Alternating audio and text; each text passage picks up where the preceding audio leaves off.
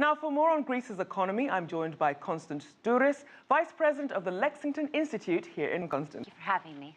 Now, Greece's economy saw 0.5% growth in the third quarter after years of recession and obviously tough austerity measures. What should we make of this progress? Greece has remained faithful to its creditors' demands.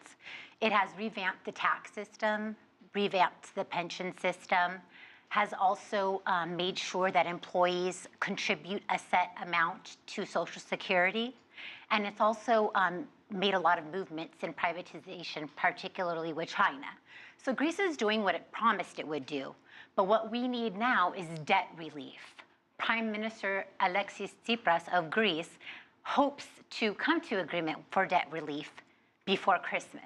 And as you're saying there, US President Barack Obama is also coming to Greece saying the same thing. He said austerity should be coupled with a growth agenda, and that needs debt relief in order to be successful. What do you make of that? Exactly. Greece's creditors, to me, are so focused on getting their money back and implementing austere conditions in Greece, which, don't get me wrong, part of Greece's economy needs to be reformed. That's good. But what about growth? The economy has contracted by 25% and unemployment is over 23%.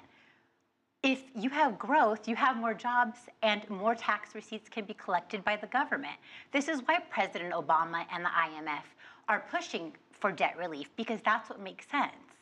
So with that being said, though, Obama's visit does come with some tax increases, some cuts to wages and pensions.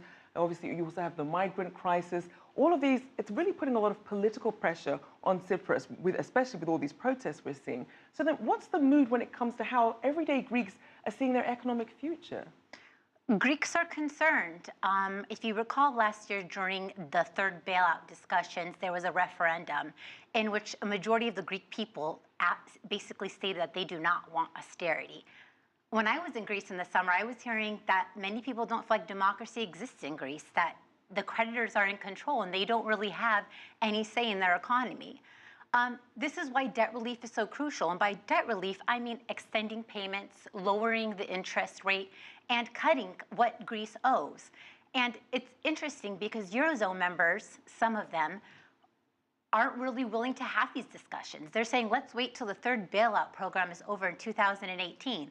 Well, that's interesting because Germany was the beneficiary of one of the largest debt restructuring plans in history after World War II. Greece and about 20 nations wrote off Germany's debt, lowered their interest rate, and tied repayment to growth. So then do you think Greece is being treated unfairly here? I think Greece's creditors are concerned, and I think that the economy needs to be reformed, but we need to allow room for growth. And I do think that Greece should be allowed to grow, and based on that growth, tie repayments to that. The economy needs to breathe. Like President Obama has stated, we need debt relief in Greece so that the people can have hope. When your youth in their 20s and 30s have an over 50% unemployment, there's a problem. I have many friends and families that have had to move to the US or other parts of Europe, even though they don't want to, just to be able to have some sort of future.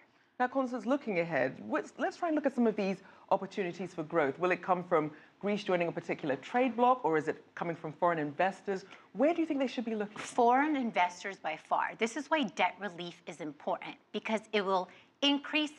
When you have looming debt, people don't really want to invest in you.